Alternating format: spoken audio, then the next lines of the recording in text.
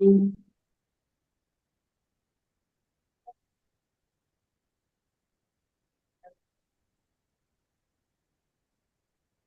Live.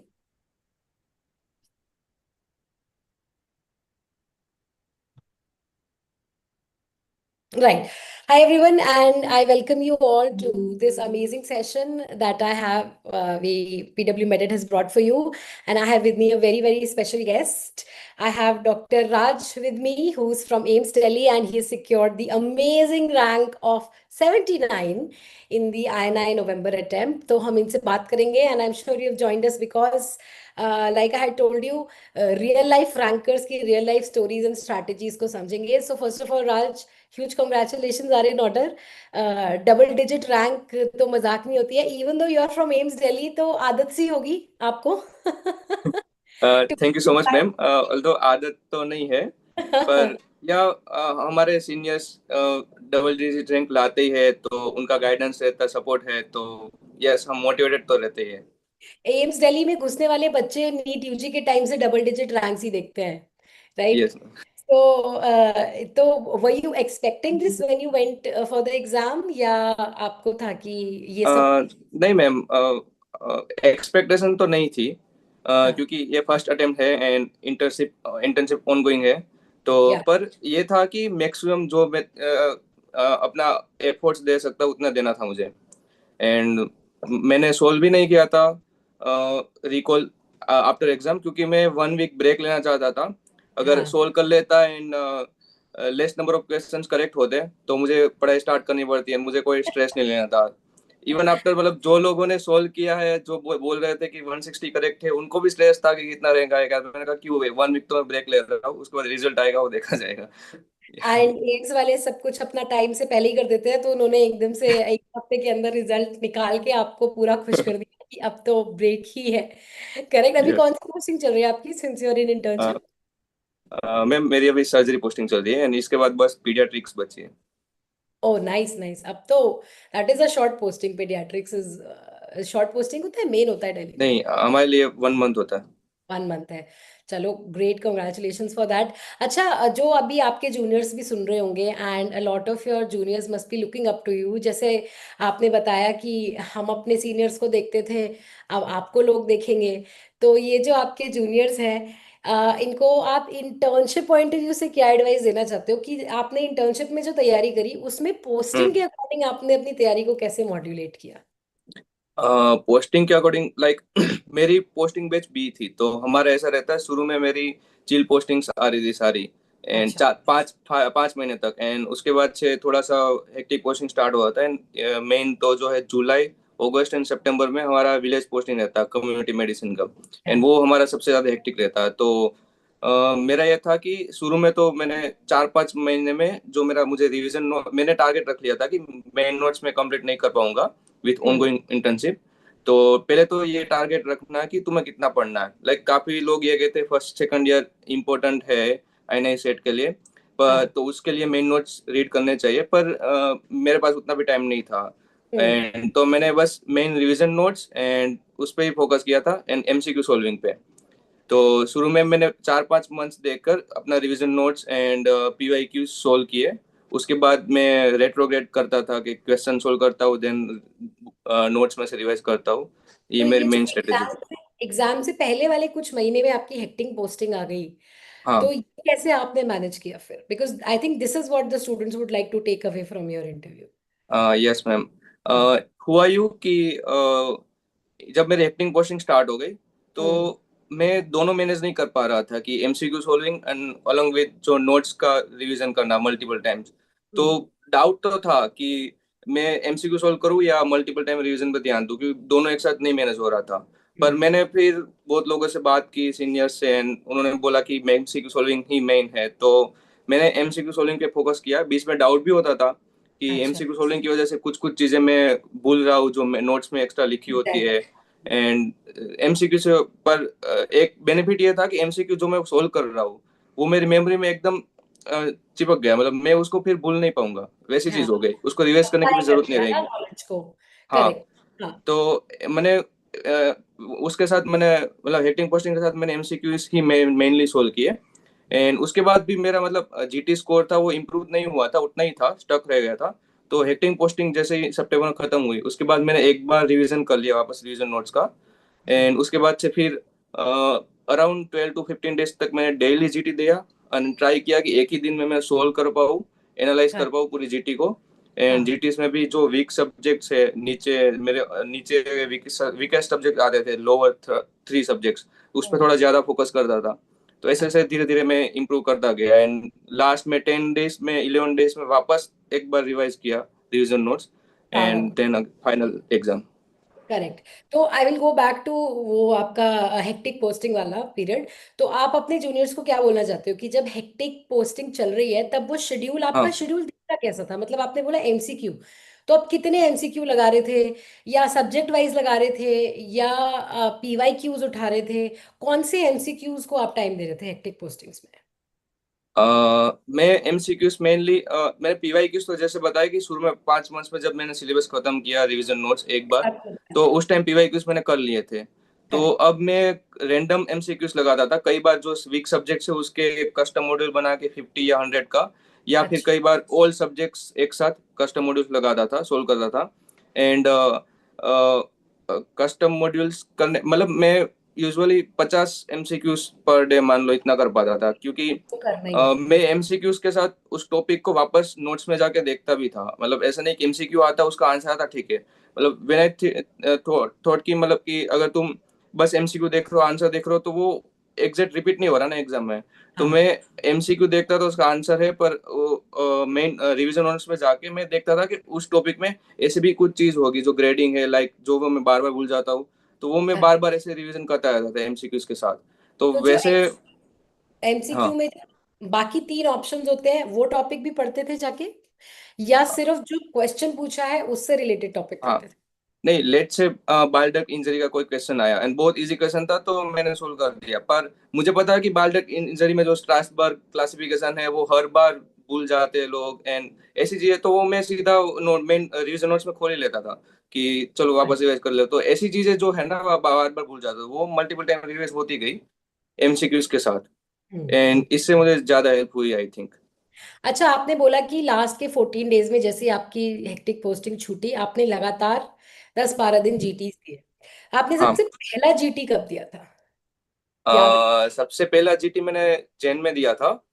मतलब जैन में ही शायद 10 तारीख के आसपास ऐसा कुछ दिया था, मतलब मतलब इंटर्नशिप टू असेस स्टार्ट करने के और लिए कि वेयर आई स्टैंड।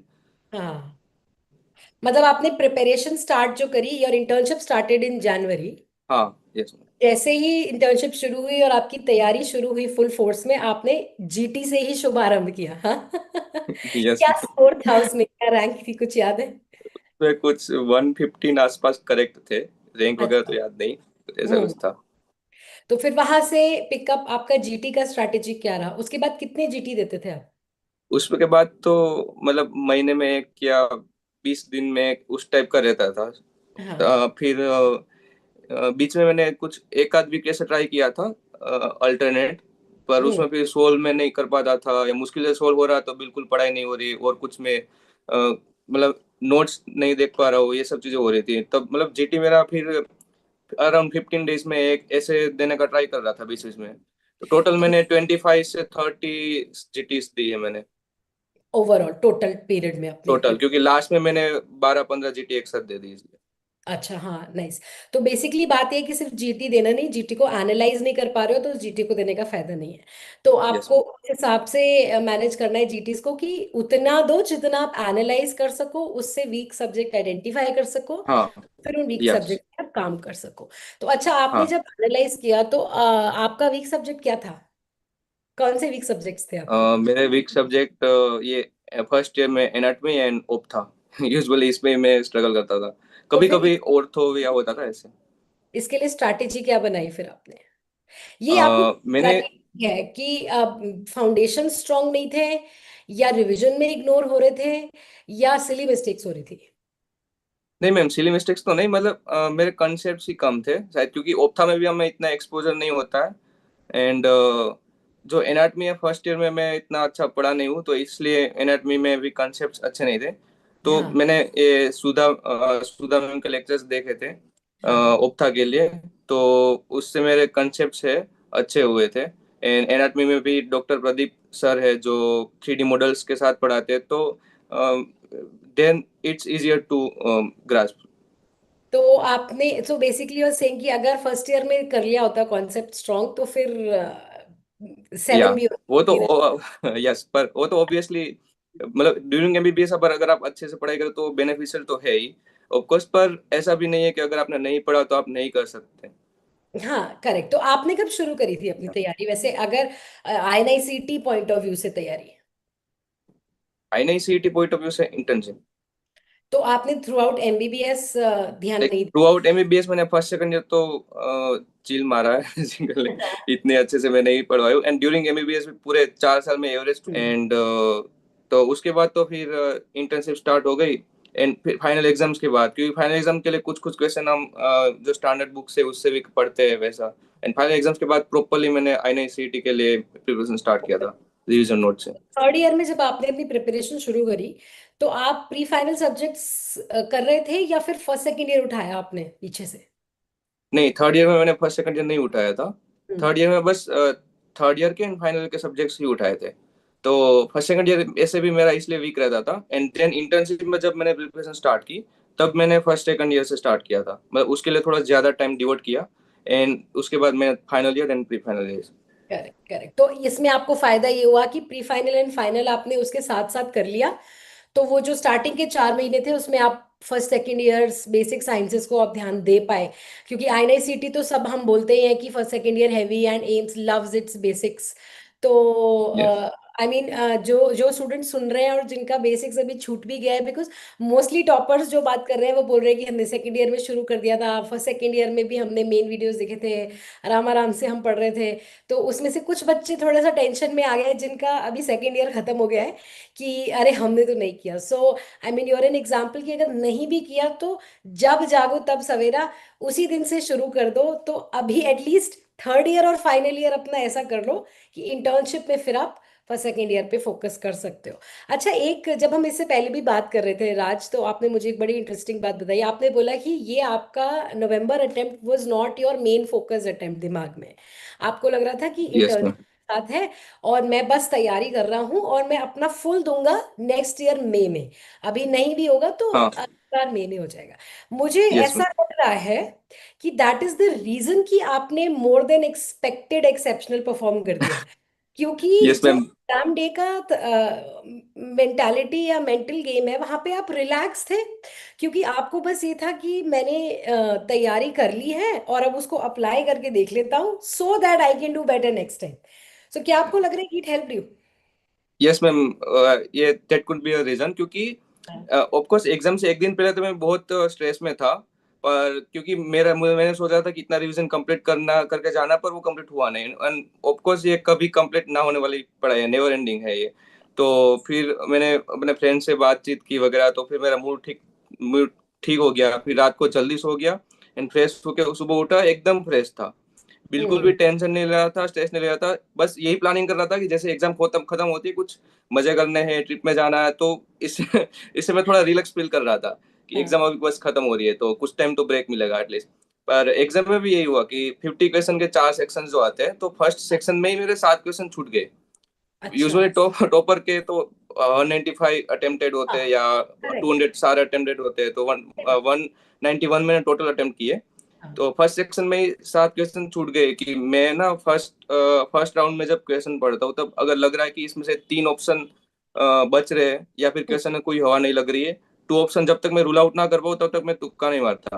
अटेम्प्ट ही नहीं तो करते। फर्स्ट राउंड के बाद मैंने जो क्वेश्चन छोड़े थे उसमें सारे मैं देख नहीं पाया और 7 क्वेश्चन ऐसे छूट गए। तो हम्म। मुझे अगर मैंने सोचा होगा, ज्यादा एक्सपेक्टेशन रखी होती इस अटेम्प्ट से, तो मुझे ज्यादा स्ट्रेस आ जाता कि भाई पहले में ही तो खत्म हो गया गेम। अभी से पर second third and fourth section में मिला के मैंने 2 क्वेश्चन छोड़े थे। तो हाँ। तब मैंने संभाल लिया। फिर यस, अभी रिजल्ट आएगा, मार्कशीट आएगी, तब पता लगेगा कि कितने एक्चुअल में करेक्ट हुए हैं। तो वो जो पहला सेक्शन था जिसमें आपने 7 क्वेश्चन छोड़े तो थोड़ी सी टेंशन तो हो जाती है एग्जाम हॉल के अंदर। तो हाँ, तब 1-2 मिनट तक तो बहुत स्ट्रेसफुल फील कर रहा था, पर मैंने सोचा कि अ, जो टॉपर्स है वो भी 160 प्लस करेक्ट लाते हैं, हम्म 160 प्लस, यानी कि पर सेक्शन तुम 10 क्वेश्चंस गलत कर रहे हो। तो हम्म मैंने सोचा कि ठीक है, मैंने साथ छोड़ दिए, अब इतना भी खराब नहीं है। इतना भी तो बुरा नहीं है। हाँ। Correct correct. तो बेसिकली ये हम पैटर्न देख रहे हैं कि ज्यादा से ज्यादा लगाए हैं क्वेश्चंस, स्पेशली टॉपर्स ने, फर्स्ट टू रैंकर्स बोले कि सारे ही उन्होंने क्वेश्चंस लगाए थे। बट या करेक्टली सेट कि अगर आप नई रूल, आपको लग रहा है कि दो तीन ऑप्शंस की मुझे हवा ही नहीं है, तो फिर it sometimes it's better and it's better okay या क्वेश्चंस, क्योंकि आप रैंक उससे डिफाइन हो सकती है, बिल्कुल हो यस सकती है मैम। एंड अगर क्वेश्चन। पर मुझे वो 7 क्वेश्चन का वापस टाइम और थोड़ा टाइम मिल जाता, एंड मैंने थोड़ी गलत जगह पे ज्यादा सोच लिया क्वेश्चन में, ऐसा भी हो गया। पर हम्म अगर टाइम मिल जाता तो मैं हो सकता था उसमें से कुछ क्वेश्चन अटेम्प्ट कर सकता था, दो रूल हाँ आउट करके, पर टाइम ही नहीं बचा एंड स्किप हो गया सब। कोई बात नहीं, बट फिर भी इतना अच्छा रैंक आया फिर है भी आपका। या अभी आई एम अभी आप हैप्पी। ऐसा तो नहीं सोच रहे हो ना कि वो नहीं नहीं 7 नहीं। भरपाई मई में करने वाला हूँ? नहीं नहीं। नहीं, ऐसा कुछ नहीं है। कोई थॉट नहीं। लग रहा है कि मिल जाएगी अपनी प्रेफर्ड ब्रांच। या मोस्टली। मोस्टली मिल जाएगी। सर्जिकल ब्रांचेस आप चाह रहे हो या कुछ यस एंड मैम। डर्मा या कुछ, अगर मिलती है तो? मैं सर्जिकल ब्रांच के लिए अभी तक सोच रहा था, पर अगर डर्मा भी मिल सकती है तो मुझे लोगों से बात करनी पड़ेगी, and then I can decide. Then you can decide, correct. तो बहुत अच्छा था। आई मीन आपकी स्टोरी थोड़ी सी डिफरेंट है, क्योंकि मोस्टली सारे टॉपर्स यही बोलते हैं कि फर्स्ट सेकेंड ईयर हमने सेकेंड ईयर से तैयारी शुरू करी एंड ऑल दैट। अच्छा राज, जब आपने थर्ड ईयर में तैयारी शुरू करी and you were watching hmm. Main lectures and साथ में पीवाईक्यूज देख रहे थे, तो वो आपने अग्रेसिव प्रिपरेशन थी या दैट वाज लाइक एक रिलैक्स स्टेट ऑफ प्रिपरेशन कि मैं सिर्फ कॉन्सेप्ट बनाने पे ध्यान दे रहा हूँ अभी, because I also have to हाँ। Tech prof exams? या बिल्कुल आप अग्रेसिव आईएनआई अप्रोच से लग गए थे कि प्रॉफ हो जाएगा अपने आप, मैं आईएनआई के पॉइंट ऑफ व्यू से पढ़? नहीं, उस टाइम मतलब बेसिकली था ये कि जैसे ही हमारे सेकंड ईयर की प्रूफ एग्जाम्स हुई, तो उस हाँ। टाइम आसपास ना हमारे सीनियर्स का रिजल्ट आया था हम्म नवंबर में। तो उससे और उस टाइम वो जो जिस बैच ने अगर आईएनआई सेट दिया था एम्स में, उनका भी रिजल्ट बहुत अच्छा आया था। तो उससे मुझे मोटिवेशन थोड़ा सा मिला था कि हाँ, अब थोड़ा सा सीरियस तो होना पड़ेगा थर्ड ईयर से। हाँ। तो मैंने मतलब धीरे धीरे स्टार्ट कर दिया था कि मेन वीडियोस देखना, एंड हम्म कंसेप्ट ही बना रहा था मेन तो। एंड क्योंकि साथ में पोस्टिंग्स भी अटेंड करनी होती है, एंड पोस्टिंग्स के इंटरनल असेसमेंट भी होते हैं, एंड हमारे इंटरनल असेसमेंट के मार्क्स भी फाइनल एग्जाम में काउंट होते हैं। तो ये था, उस टाइम मेरा फोकस नहीं था कि मैं एमसीक्यूज वगैरह ये सोल्व करूँ एंड एग्रेसिवली आईएनआई सेट के लिए पढूं। तो बस प्लान ये था कि एक बार मेन वीडियोस बताओ, ताकि लास्ट में कुछ भी ऐसा ना छूट जाए कि बिल्कुल भी पता नहीं लगे। फिर आईएनआईसीटी के लिए तुम इंटर्नशिप में, क्योंकि मेन वीडियोस वापस देख नहीं सकते, उतना टाइम नहीं मिलता इसलिए। करेक्ट। तो आपने हमें बहुत सारे अपने स्ट्रैटेजीज दिए कि एब्सोल्युटली अननोन क्वेश्चंस की अटेम्प्ट स्ट्रैटेजी यही है कि मत अटेम्प्ट करो उनको। Yes ma'am. आप एम्स लव्स इट्स बेसिक्स, तो अगर सेकेंड ईयर में नहीं पढ़ा तो इंटर्नशिप में टाइम निकाल के पढ़ो, क्योंकि इस बार अनाटमी बहुत हैवी था, बायोकेमिस्ट्री यस मैम। अनएक्सपेक्टेड था, कुछ नया था, और सर्जरी बड़ा एप्लीकेशन बेस्ड था। तो क्या आपको लग रहा है कि सर्जरी में जो आपने थर्ड ईयर में, आपने बोला ना थर्ड एंड फाइनल ईयर में मैंने कॉन्सेप्ट हम्म। बिल्डिंग, सो क्या आपको हम्म। लग रहा है कि सर्जरी में जो अप्लाइड क्वेश्चंस इस बार पूछे गए, that hmm. Help you because आपने बेसिक्स पढ़े हुए थे? Yes ma'am. सर्जरी में भी मतलब, क्योंकि लास्ट में भी इवन मैं एग्जाम के एक दिन पहले सर्जरी रिवाइज कर रहा था, ऑल्दो वो कम्प्लीटली रिवाइज नहीं कर पाया था, पर मैं सर्जरी उस टाइम रिवाइज कर रहा था, उससे भी मुझे हेल्प मिली। क्योंकि हम्म कंसेप्ट से ये होता है कि तुम अगर क्वेश्चन सोल्व कर रहे हो एंड उस टाइप के क्वेश्चन तुमने सोल्व नहीं किए, तो फिर भी तुम्हें लगता है कि तुम्हारे माइंड में हिट करता है कि हाँ, ये कभी ना कभी सुना हुआ है, देखा हुआ है, तो आंसर मस्ट भी यही होना चाहिए। हम्म। तो जीटी जब आप दे रहे थे एंड जीटी को जब आप अपना एनालाइज कर रहे थे, what was the most important thing that you wanted to better her अगले आने वाले जीटी में? एक जो चीज आप सोचते थे कि ये अगले जीटी में बेटर होना है, क्या वो रैंक थी, क्या वो मार्क्स थे, या वो पुअर सब्जेक्ट्स की बेटरमेंट थी, या फिर पुअर सब्जेक्ट की बेटरमेंट भी रहे, स्ट्रॉन्ग सब्जेक्ट्स भी मेंटेन रहे और मार्क्स इंप्रूव? रैंक से फर्क नहीं पड़ रहा, या फिर नहीं, I want to know my rank amongst the competitors, और अगर वीक सब्जेक्ट रह भी जा रहे हैं तो नॉट अ प्रॉब्लम जब तक मेरी रैंक अच्छी आ रही है? नहीं, मेरा मेन फोकस था कि वीक सब्जेक्ट्स ऊपर आए। एंड मैंने ये देखा कि जो मेरे टॉप सब्जेक्ट थे वो यूजुअली टॉप में रहते थे, अगर मैं ना भी पढ़ूँ ज्यादा वेस्ट करूँ तो भी। तो इसलिए मैंने सोचा था कि वीक सब्जेक्ट को ऊपर आने के उसके लिए थोड़ा ज्यादा क्वेश्चन सोल्व करता हूँ या मल्टीपल टाइम्स रिवाइज करता हूँ। एंड दूसरा ये था कि मैंने कुछ जीटीस में ऐसा भी किया कि लेट से अगर मेरे 60 इनकरेक्ट हो रहे क्वेश्चन, तो 60 में से कितने क्वेश्चन जो ऐसे है कि बिल्कुल हवा नहीं लगी, एकदम नए क्वेश्चन थे एंड अननोन थे। एंड कितने क्वेश्चन ऐसे हैं जो रिकॉल एरर है, हम्म। बेसिकली कि हमने पढ़ा था याद नहीं आया। एंड कितने याद। क्वेश्चन ऐसे हैं जिसमें अप्रोच एरर है, याद भी था पर पता नहीं क्वेश्चन को समझने में गलती हुई है, कुछ ऐसा कुछ चीज है। सिली मिस्टेक तो यूजुअली आजकल अब इतनी भी नहीं हो रही थी, मतलब तीन चार क्वेश्चन ऐसे ही सिली मिस्टेक्स हो जाती थी। पर बाकी मेनली ये था कि आधे क्वेश्चन रिकॉल एरर में जाते थे, आधे क्वेश्चन अननोन लगते थे मुझे।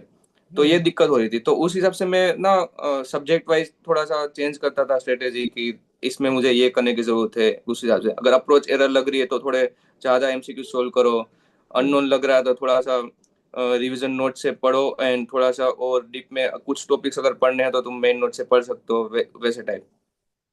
आपने नोट्स खुद बनाए थे या कहीं से यू हैड प्री मेड नहीं, नोट? अ, अ, जो हाँ प्लेटफॉर्म के नोट्स होते वही करेक्ट। नोट्स पढ़े मैंने, बस उसमें थोड़ा सा पीवाईक्यूज के टॉपिक है तो वो ऐड किया है, बस वही सब चीज़।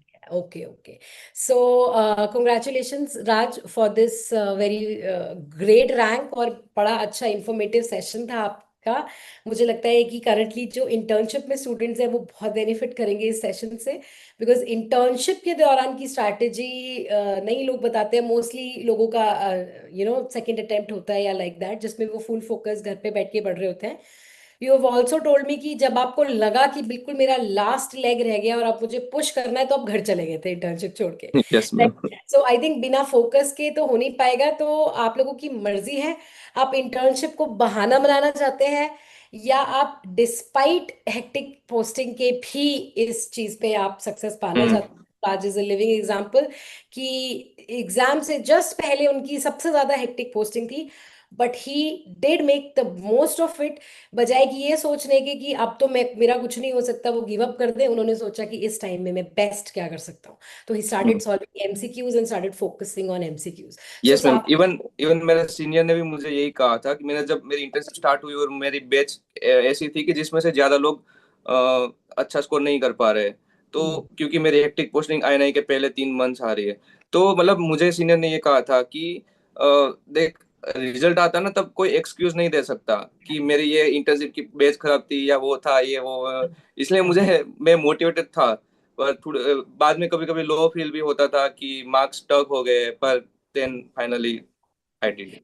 You have to keep pushing despite. अगर आपका डिप भी हारा है तो अपने सर्कमस्टांसेस को समझो, लेकिन छोड़ो मत, क्योंकि हर दिन का 1% इंक्रीज भी सक्सेस की तरफ ही जाता है। So yes ma'am, congratulation. Consistency is the key. Yes, consistency is definitely the key. The earlier you start, better. But अगर early start नहीं भी कर पाए हो, so start right now. The best time to start is now. ऐसा हम हमेशा बोलते हैं, and you've been an excellent example, and I'm sure बहुत सारे आपके juniors अब आपसे एडवाइस लेंगे। आपने इतनी बार बोला कि मेरे सीनियर्स ने ये कहा, सीनियर्स ने ये कहा, अब आपके बहुत सारे जूनियर्स आपके लिए बोलेंगे कि राज सर ने हमें ये बताया था।